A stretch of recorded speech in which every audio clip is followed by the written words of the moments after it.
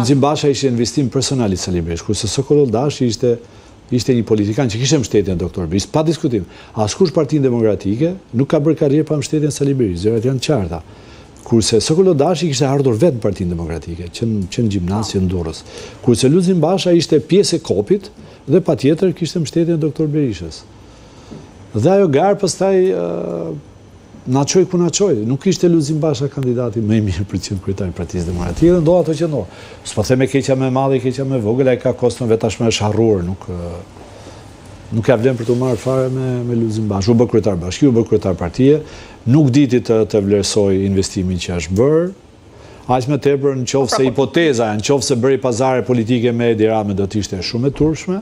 E besoni ka bërë? Nuk jam i thar i teorive konspirative. Unë e kam takuar Lulzim Bashën pasi është zgjedhur. Dhe i kam thënë, Lulzim është gjatë tepër rrallë karrierën politikan që bëhet kryetari i partie. Në rastin e Shqipërisë, Partia Demokratike dhe Partia Socialiste. Janë si Real Madrid dhe Barcelona, që ishin kulmin e vet. Kam dashur edhe unë i thash kandidoj, s'më kanë lejuar. Megjithatë do ta kesh mbështetjen time patjetër, edhe për të mos krijuar përplasje të panevojshme, por ke një përgjegjësi shumë të madhe. Duhet ta vlerësosh gjithë të investimin që ka bërë Partia Demokratike për ty nga 2005. Se nga 2005 në 2003 për 8 vite të arrish majat e karrierës politike janë raste të rralla. Gjeni, Einsteini po të ishte nuk do kishte këtë rezultat. Ndërkohë që s'kishte shkëlqyer as tre si ministër, as si kryetar bashkie. Kjo është e vërteta. Dhe dijen pritshmëritë, i kam thënë Dr. Berisha në atë kohë zgjuar që nuk është kandidat për kryetar Partisë Demokratike. Nuk ka përqendje suksesshëm. Sigurisht e kam thënë 2005 nuk është për mendimin tim personal, nuk është kandidat. Kjo mbështetje, ky investim kaq i madh për Lulzim Bashën. Po mirë, ai kishte moshën patjetër për të bërë karrierë politike, por u mbështet shumë artificialisht. Dhe moshën e ka patur dhe shumë. Mbeti, dakor. Mbeti, se po mirë me historinë. Mbeti artificial politik, por është e tejkaluar. Mirë. Le të kemi të garë. Do të ishte mirë të kishte garë. Nuk ka pasur garë. Jemi ku jemi. Zoti Berisha është kryetari i Partisë Demokratike. Kemi kuvend ditën e shtunë. Do zgjidhet Këshilli Kombëtar. Nga Këshilli Kombëtar kryesjell dhe drejtuesit e politikë. Sërish kryetari i Partisë Demokratike. Po a do ketë prurje të reja në strukturat e Partisë Demokratike, në organet e tjera, a do ketë garë reale? Si rregull duhet ketë garë. Apo do mbeten të njëjtët? Si rregull, unë jam për rotacion, ju dini, unë jam gjithmonë për rotacion elitash. Aty mund t'i kemi shok, miq, kolegë kanë kontribute, por është momenti që të ketë një reformatim të leadershipit. Po a do ketë zoti Bibera çfarë besoni? Tani ju e dini shumë mirë si funksionon. Për këtë duhet pyetur Dr. Berisha, jo Aleksandër Bibera. Do bëhet gara, do ketë garë. Po duhet ketë garë. Gara parë të tjetë pranë të Këshillit Kombëtar. Pastaj Këshilli Kombëtar sipas statutit zgjedh kryesinë dhe nën kryetaret, sekretariatet bashkë me kryesinë. Kështu që mendoj që duhet ketë garë, mendoj që duhet ketë rotacion, sepse kam thënë dhe them aty kemi politikanë dhe drejtues Partisë Demokratike që janë votuar kurrë. Janë pa votuar. Në sensin je votuar deputet liste, unë nuk e quaj vot, liste mbyllur, dhe je emëruar nuk është vot, u bë bashkimi, po themi, i pjesës rithemelimit me fraksion Lulzim Bashës janë pa votuar, kështu që unë jam për njerëz votuar. Për emërimin e Gazmend Bardhit. Po nuk ka rëndësi, kushdo që tjetë. Pati goxha diskutim lidhur me këtë. Ka edhe të tjera, po nuk ka rëndësi.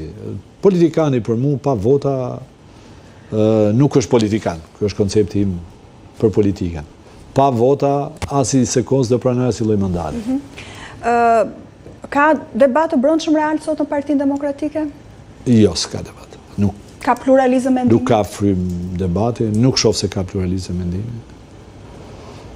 Natyrisht, nuk është edhe niveli i Partisë Demokratike 92-shit, grupi parlamentar 96-s, 2005-s, kur deputetët zgjidheshin me vot popullor. Ajo votë kam thënë, ajo votë është e shenjtë. Ajo votë të bën deputet. Kurse kështu deputet e provete, je kryetari i partisë është drejtor, ti je emëruar nga drejtori që të emëron dhe shkarkon sa herë të doje. Kurse mandati i deputetit është vullneti i popullit. Që në lashësi, që janë senatorë në normën e lashtë, në Greqinë e lashtë, janë njerëz të votuar. Prandaj edhe kanë qenë të pushtetshëm dhe të fuqishëm, sepse ke marrë votën e popullit.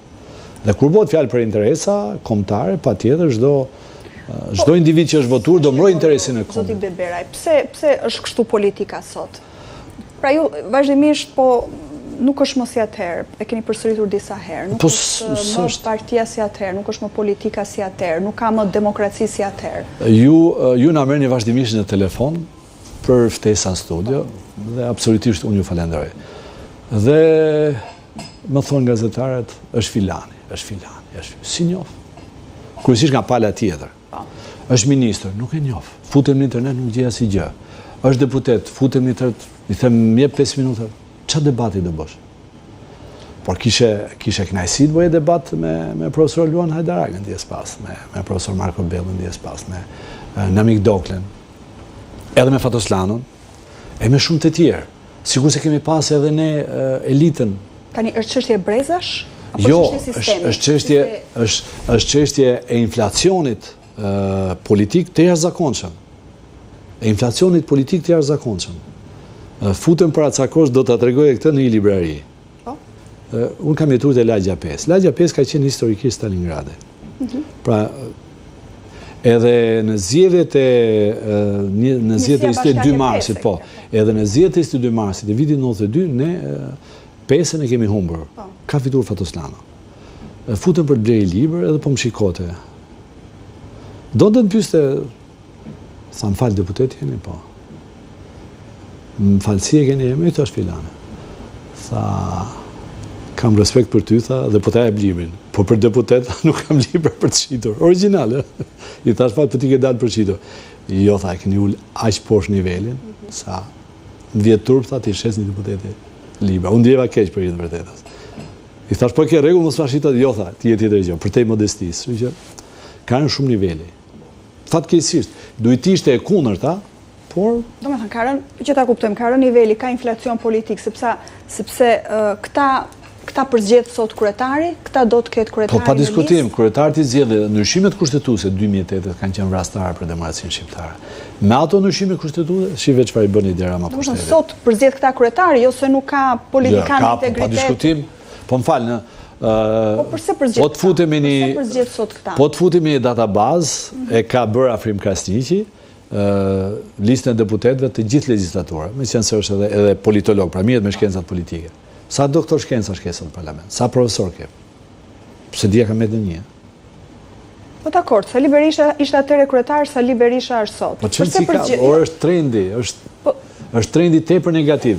PD dhe PS si parime enëve komunikuese, pra ka ullë nivelin njëra, ka ullë edhe tjetra nivelin. Natyrisht, po të rikthejmë retrospektiv, so më shumë se me aktualitet me histori. 97 ulli shumë nivelin politik. Pastaj u ngrejt përsëri. Dhe 2008 pastaj, ndryshimet kushtetuese ishin vrastare për demokracinë. Sepse nuk ka mod deputet që kryetari ishin interesuar për të futur në lista që të fitojnë vota. Ky është problemi më i madh. Në atë kohë, edhe zoti Berisha, edhe zoti Nano ishin të interesuar për të pas listë personalitet. Pavarësisht se e dite që ky nuk është ushtar i bindur. Është senator, nuk është ushtar i bindur. Pse? Sepse fitote votat. Dhe kur i bëte llogarit, më mirë thoshte unë të fitoj, po themi 71 mandate dhe unë bëhem kryeministër, se gjitha aksionet politike shkojnë kryetarit partisë e bëhet kryeministër. Se sa riskoj që të kem deputet që si njeh as lagja, as komshiu, as familja si voton. Kam një pyetje lidhur me listat e hapura. Ka qenë një pragmatizëm politik i kryetarëve të partive i jashtëzakonshëm, por që ka shkatruar demokracinë. Është vrarë demokracia shqiptare, edhe pluralizmi. Listat e hapura. Një kandidat i cili është në listë të hapur, sa e shmang mundësinë që ai të blej vota? Dëgjoj, blerë votash ka pas, edhe në Shqipëri me sa duhet do të ketë gjithmonë.